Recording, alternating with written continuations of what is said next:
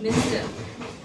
Deputy Chairman, sir, I beg to move that the bill to give effect to the financial proposals of the central government for the financial year 2010-11 as passed by Lok Sabha be taken into consideration.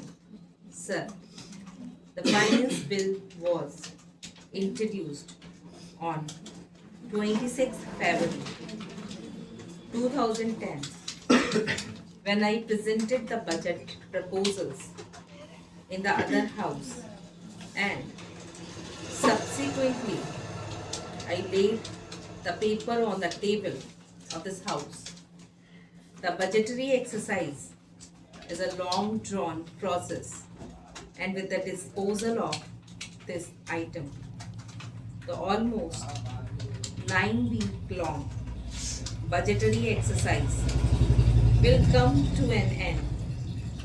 I would not like to make a long speech about the various features of the finance bill, but I would like to bring to your notice certain aspects which are important and relevant.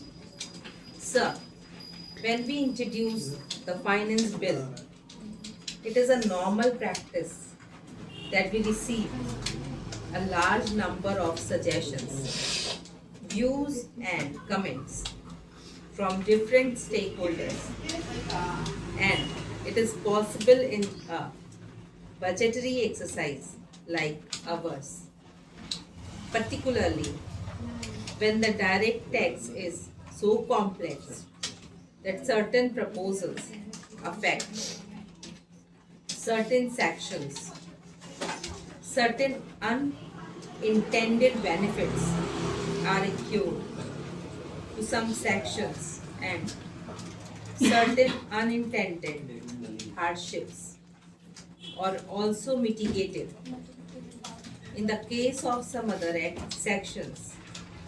Therefore, the time which we utilize between the presentation of the budget and the introduction of the finance bill, and when this is finally disposed of in that house, we receive various representations, suggestions, comments, etc.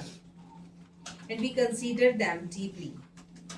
With those considerations, I have made certain suggestions.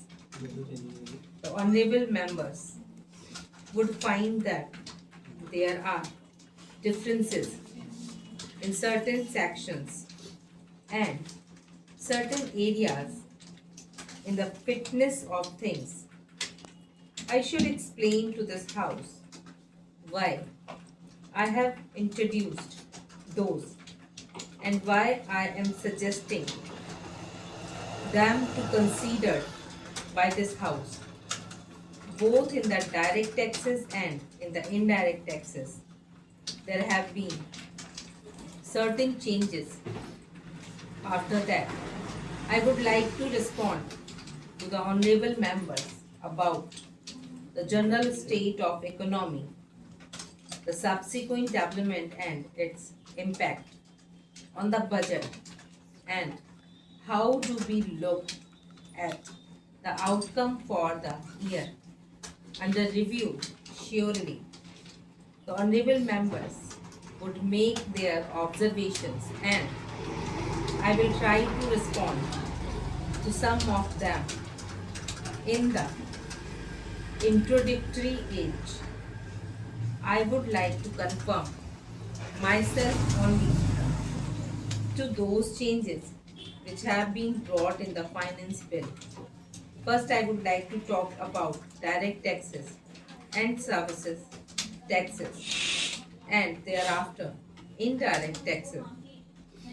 While introducing the finance bill 2010 in respect of direct taxes, emphasis has been on relief to individual taxpayer